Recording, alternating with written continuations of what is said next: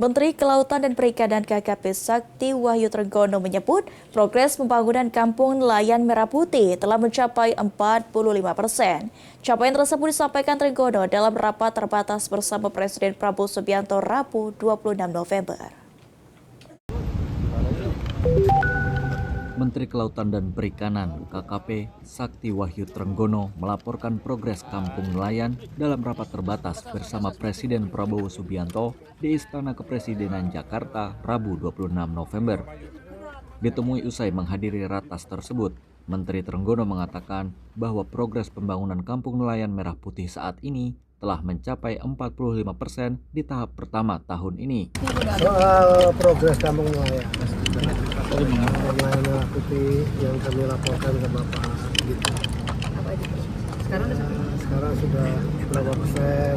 Sekarang sudah 45%. Dari 165 sudah dibangun, yang sisanya nanti akan dilanjut di periode yang akan datang.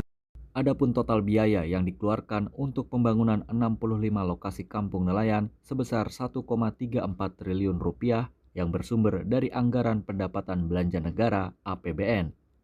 Program strategis nasional yang dirancang untuk meningkatkan kesejahteraan masyarakat pesisir di seluruh Indonesia tersebut ditargetkan dapat mencapai 1.000 titik pada 2026 dan menciptakan 7.000 lapangan kerja baru.